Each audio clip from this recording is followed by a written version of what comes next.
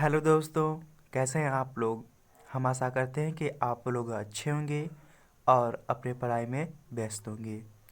तो आज हम क्लास 12th बायोलॉजी का एक नया चैप्टर लेकर आए हैं जिसका नाम है जीव और समष्टि। तो आइए ज़्यादा देर ना करते हुए हम इस चैप्टर की शुरुआत करते हैं। तो इस चैप्टर का नाम क्या है? जीव और समष्टि। ठीक है। तो सबसे पहले हम पढ़ते हैं समष्टि कि समष्टि किसे कहते हैं। एक ही समय में एक ही स्थान पर रहने वाले एक ही जाति के जीवों के समूह को जनसंख्या या समष्टि कहते हैं। हमने क्या बोला कि एक ही समय में एक ही स्थान पर रहने वाले एक ही जाति के जीवों के समूह को जनसंख्या या समष्टि कहते हैं।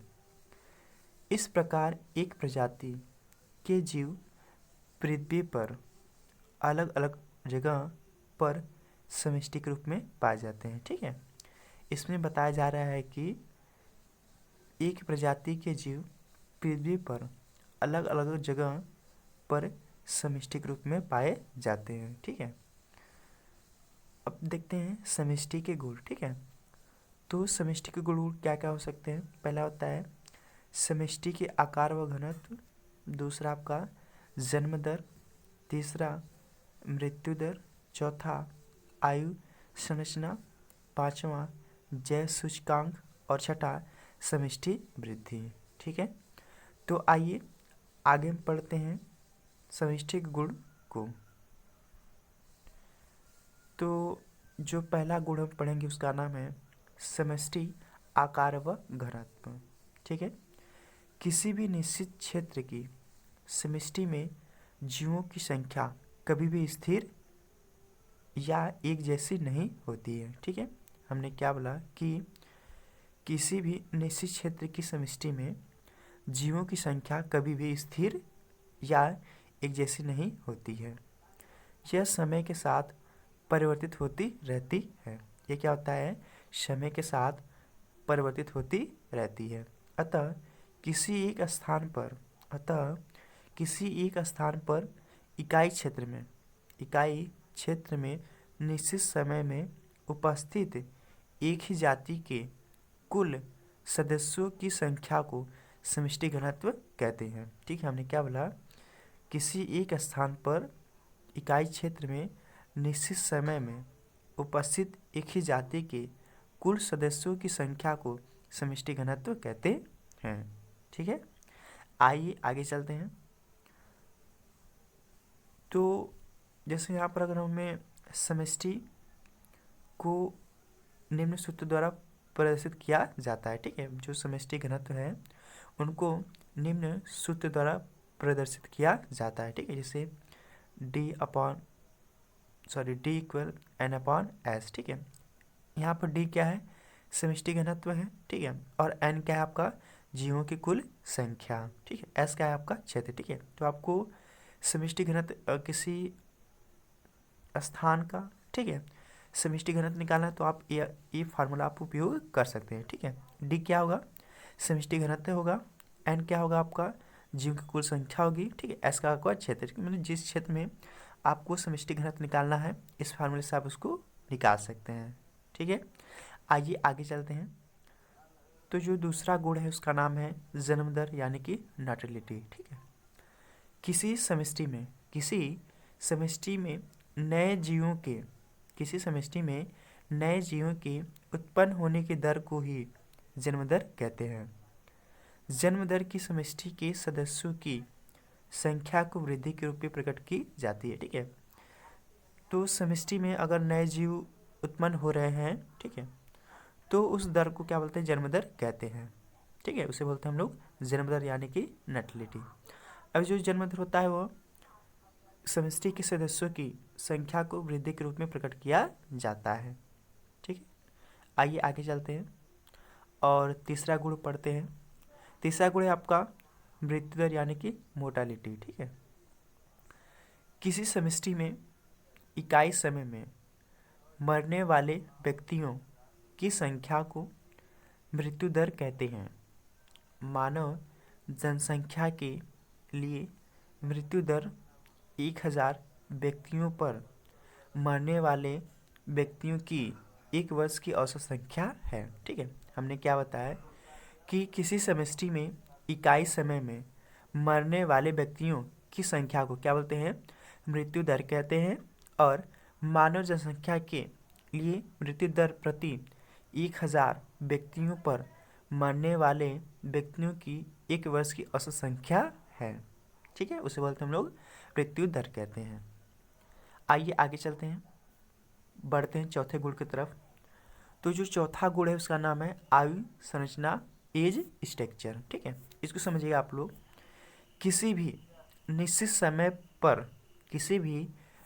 समय पर समष्टि में भिन्न भिन्न आयु के जीव उपस्थित होते हैं। ठीक है, मतलब कि जो आपका समष्टि होता है उसमें भिन्न भिन्न आयु के जीव उपस्थित होते हैं। ठीक है, अतः किसी समष्टि में भिन्न भिन्न आयु वर्गों के जीवों की आपेक्षिक बहुलता ही उस समष्टि की आयु संरचना कहलाती है। ठीक है, हमने क्या बोला कि किसी भी निश्चित समय पर समष्टि में भिन्न भिन्न आयु के जीव उपस्थित होते हैं, अतः किसी समष्टि में भिन्न भिन्न आयु वर्गों के जीवों का आपेक्षिक बहुलता ही उस समष्टि की आयु संरचना कहलाती है।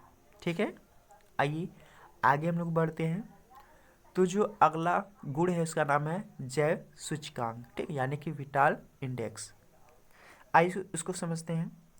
किसी भी समष्टि में दी गई इकाई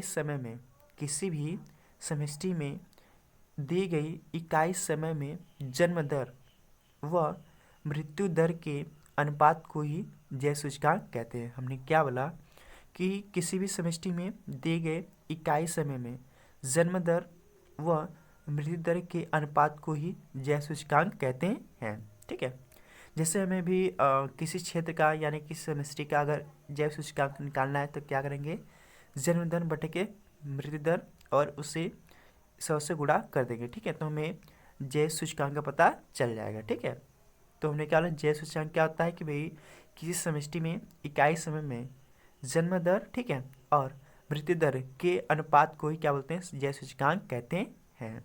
ठीक है, आइए आगे हम लोग बढ़ते हैं अगले गुण की तरफ।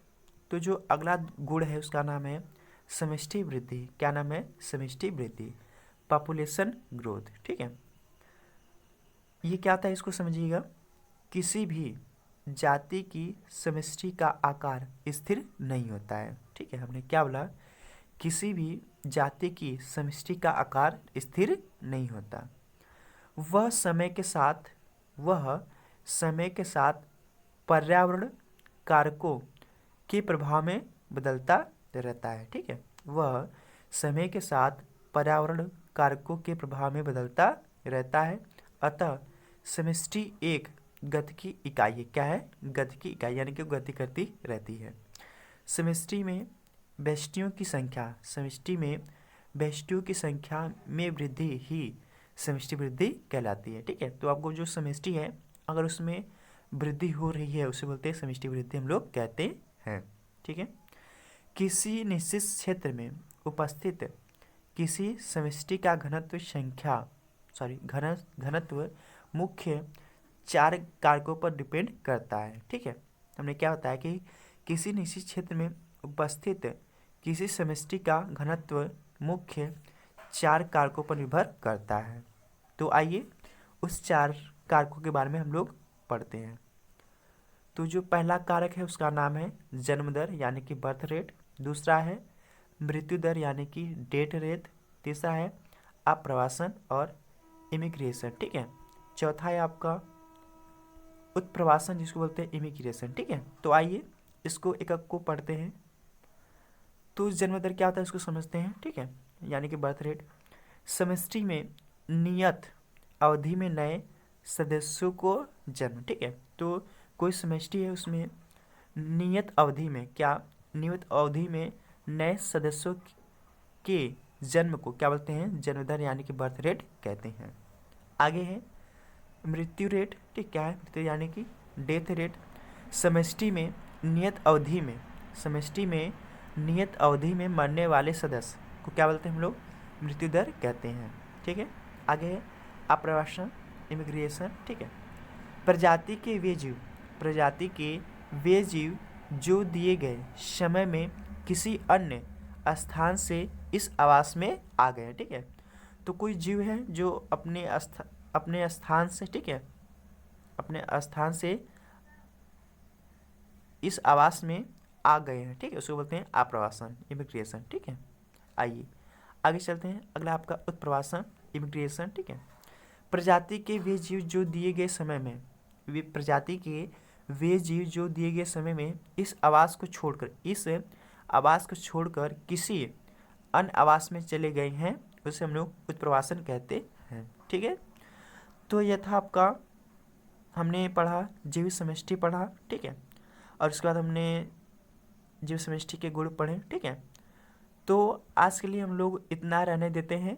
ठीक है, अगर आप लोगों को ये वीडियो अच्छा लगा होगा, अगर वीडियो समझ में आया होगा, तो हमारे इस चैनल को लाइक एंड सब्सक्राइब जरूर कीजिएगा, और यह वीडियो अपने दोस्तों के साथ शेयर जरूर कीजिएगा। तो हम लोग मिलते हैं नेक्स्ट लेक्चर में, तब तक के लिए टाटा बाय बाय।